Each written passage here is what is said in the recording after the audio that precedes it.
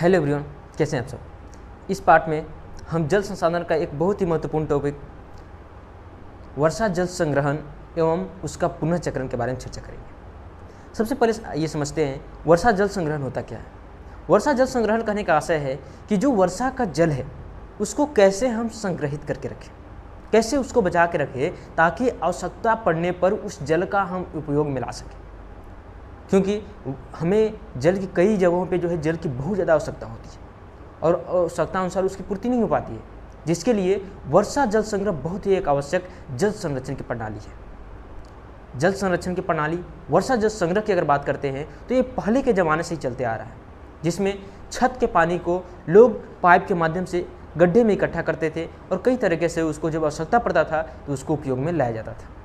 जैसे कि अगर बात करें तो अर्ध शुष्क क्षेत्र में देखने को मिलता है कि वहाँ पे लोगों के द्वारा जो छत का पानी होता है, जो वर्षा का जल होता है, उसको एक नली के माध्यम से एक गड्ढा खोदकर उसमें इकट्ठा किया जाता है और आवश्यकता अनुसार उसको सिंचाई के रूप में और अन्य क्षेत्रों में उसको उपयोग में लाया जाता है। लेकिन वही जब शुष्क क्षेत्र में देखने को मिलता है तो टैंक, जो भूमिगत टैंक होता है, भूमि में जो है टैंक गाड़ दिया जाता है और उसमें जो है वर्षा जल को संग्रहित किया जाता है, जिसको आवश्यकता पड़ने पे उसको प्रयोग में लाया जाता है। जैसे कि राजस्थान के क्षेत्र में भी तो यहाँ तक देखा जाता है कि जो वर्षा जल होता है उसको सही से संग्रहित करके उसको सप्लाई करके उसको सफाई करके उसको स्वच्छ जल के रूप में, उसको पीने के रूप में भी जो है उपयोग में लाया जाता है।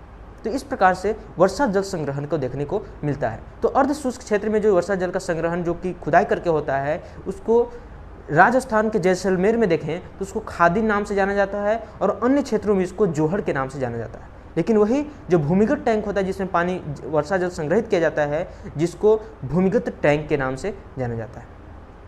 तो इस प्रकार से वर्षा जल का संग्रहण देखने को मिलता है।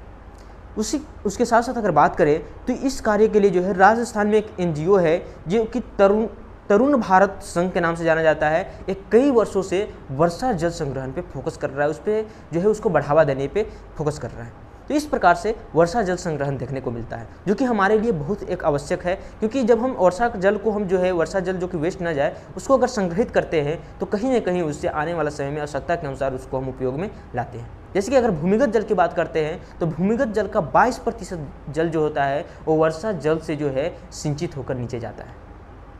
जब वर्षा जल की अगर बात करते हैं तो मेघालय में स्थित चेरापूंजी और मोंसीराम विश्व में सर्वाधिक वर्षा होने वाली जगह है, जहाँ पे जो है पेयजल संकट का निवारण की अगर बात करते हैं तो लगभग 25% पेयजल का निवारण वहाँ पे जो है पेयजल जल संकट का जो निवारण होता है वो 25% छत जल संग्रहण से हो जाता है। यानी कि जो वर्षा जल संग्रहण है उससे 25% पेयजल का संग्रहण देखने को मिलता है। तो इस प्रकार से जल संग्रहण, वर्षा जल संग्रहण हमने देखा। उसके साथ साथ आता है पुनर्चक्रण। वर्षा जल का पुनर्चक्रण कैसे होता है? तो जैसे कि हम जानते हैं कि वर्षा हो रही है, वर्षा होगी तो वो पानी कहीं ना कहीं नाले में जाएगी, नाली के माध्यम से नहर में और नहर के माध्यम से नदी में जाती है और नदी के माध्यम से वो होते हुए वो समुद्र में चली जाती है।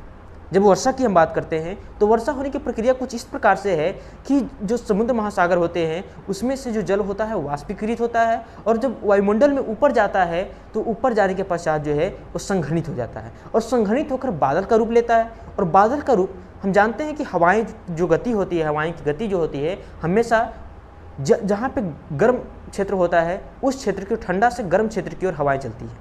और भूमि जब तपता है तो भूमि गर्म होता है तो यहाँ से हवाएं जो है गर्म होकर ऊपर की ओर उठती है और जब हवाएं ऊपर की ओर उठेगी तो इस क्षेत्र को पूर्ति करने के लिए हवाएं जो है समुद्री क्षेत्र से इस क्षेत्र में आती है, जो मानसून के रूप में जो वाष्पीकृत होकर जो जल समुद्री जल जो होता है, महासागर का जल जो होता है ऊपर जाता है तो संघनित होकर बादल का रूप लेता है और वही मानसून के रूप में इस क्षेत्र में आकर वर्षा कराता है। और फिर वही वर्षा का जल फिर नहर, नदी और नाली के माध्यम से नदी में होकर जाता है और नदी से फिर जो है महासागर समुद्र में जाता है और इस प्रकार से प्रक्रिया पुनः चक्रित होते रहता है, चलते रहता है, जिसको हम वर्षा जल का पुनर्चक्रण कहते हैं।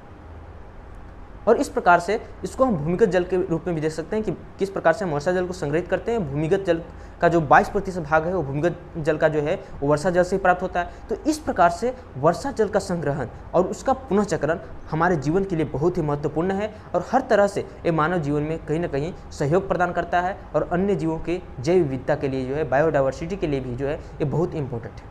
तो इस प्रकार से हमने देखा वर्षा जल संग्रहण एवं उसका पुनःचक्रण। इस पार्ट में इतना ही, मिलते हैं नए पार्ट में एक फिर नए टॉपिक के साथ। धन्यवाद।